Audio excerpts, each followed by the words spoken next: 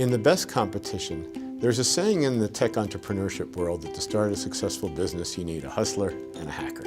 And that means somebody with business acumen and somebody with technology expertise.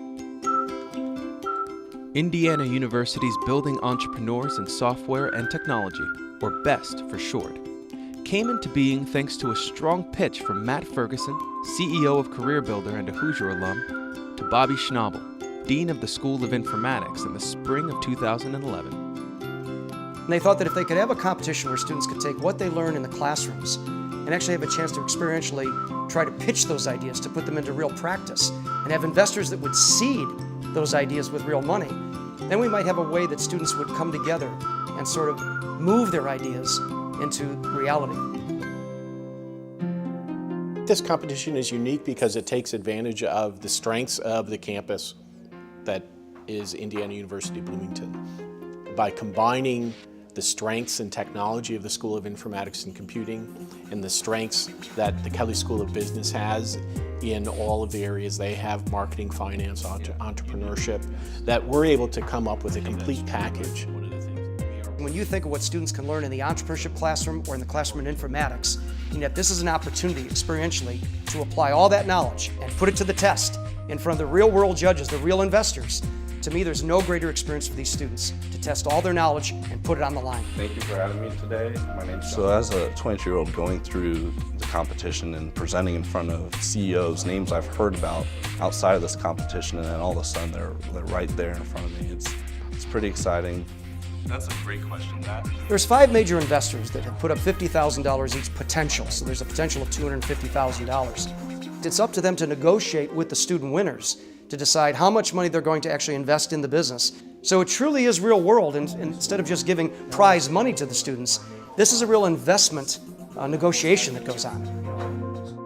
The $250,000 that is available in prize money for best competitors represents the largest award for students at a single university. This is real investment money. This is where investors are negotiating with the student to put the money into the business and the business into the marketplace. And it's not only for the students who win, but all of the students get the opportunity to go through the business development process. These are the people who the students get to learn from.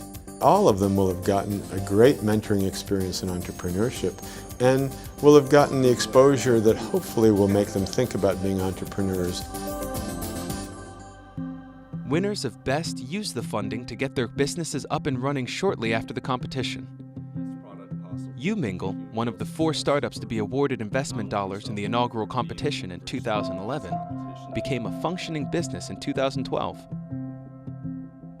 Without the $100,000 in the BEST competition, UMingle would not exist. It's that simple. The connections and the networking and the relationships I've built with investors that's an intangible. You can't put a price on that. It's much more valuable than the funding, but the two together have been a huge help. For Indiana University to have a competition of the volume and extent of the BEST competition as one of the largest in the world, it really means a lot to us from the standpoint that it demonstrates that our entrepreneurship efforts and our efforts in informatics and computing science have now reached a pinnacle point. BEST continues to attract prominent investors, including internet billionaire and Dallas Mavericks owner Mark Cuban. A proud Indiana alum, Cuban became an additional BEST investor and will serve as a judge for future competitions. We've got major investors that want to stand behind the ideas and concepts of our students because they believe that those ideas could really take some root and have reality to them. That's a very powerful message we're sending to the world.